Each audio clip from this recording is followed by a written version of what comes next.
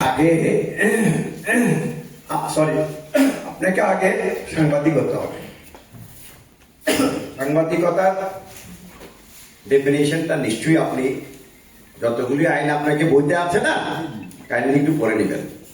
সাংবাদিক বলিতে কি বোঝানো হয় সেটাই আপনার যদি হয়ে থাকেন, আপনি অবশ্যই প্রেস ক্লাবের সদস্য না হলেও কোন ক্লাবের সদস্য হবে, এটা কোনো বাধ্যতামূলক নয়। আমি বলি আপনাকে, কারণ হচ্ছে ফ্রিল্যান্স সাংবাদিক শব্দ জানেন তো নাকি? আমি একজন অ্যাডভোকেট। আমি বাংলাদেশের যখনই আমি সনদটা পেয়ে যাব, বাংলাদেশের সমস্ত কোর্টে আমার অ্যাপিয়ারেন্সের ক্ষমতা থাকবে।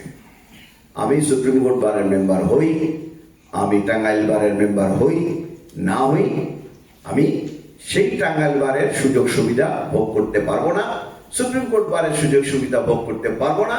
আমি যদি টাঙ্গাইল প্রেস ক্লাবের মেম্বার হই, প্রেস ক্লাবের সুযোগ সুবিধা আমি ভোগ করতে পারবো না।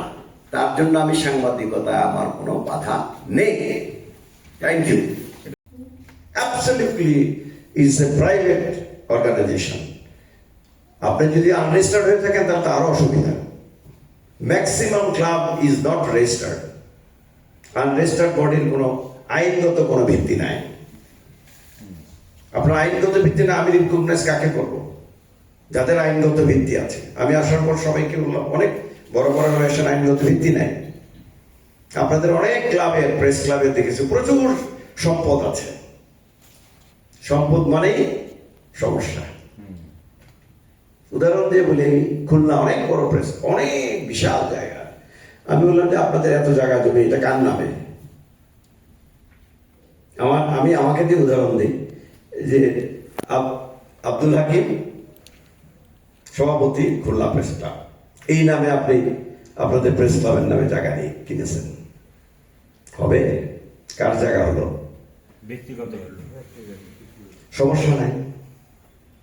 মনে করেন 50 বছর হয়ে গেছে, 51 বছর একজন প্রেসিডেন্ট আসলো, বললো যে এটার মালিক তো আমি, খুলনা প্রেস ক্লাব না। বলে কেন? দেখেন সবকিছুতে তো আমার নাম। সে দাবি না করলে তার সন্তান দাবি করতে পারে। অতএব আপনি আপনার রিপ্রেজেন্টেশনটা অনেক বড় জিনিস। থাকবে কি?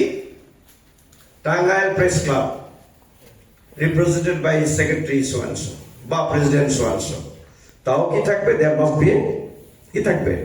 প্রেস ক্লাবের একটা গঠনতন্ত্র থাকবে। কি থাকবে? একটা রেজলিউশন থাকবে।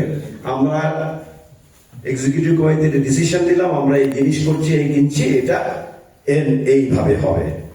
এগুলো খুব ছোট ছোট জিনিস। এই ডিসপিউট বললাম তো, তখন বলে যে যেমন যে কোনো ক্লাবে দেখবেন, যে কোনো জায়গায় আপনি মিটিং করবেন, যখন প্রতি বছর আপনারা এজিএম করেন না, কেউ করে কিছু শুনবে না, কিছু মনে করেন না, আমি খুব সরাসরি কথা বলালো, ওই কিছু লেখাপড়া এগুলি কি এই অ্যাকাউন্টস দিয়ে বাইরে খুব চিল্লাচিল্লি করবো, যখনই ফোরামে মানে pass pass pass pass pass pass, কেউ একটাও দেখবে না, কেউ দেখবো না। পরে দেখবেন যে আরে এখানে তো বিরাট পুকুর চুরি হয়ে বসে আছে। সময় নাই, সময় আমরা ভিডিও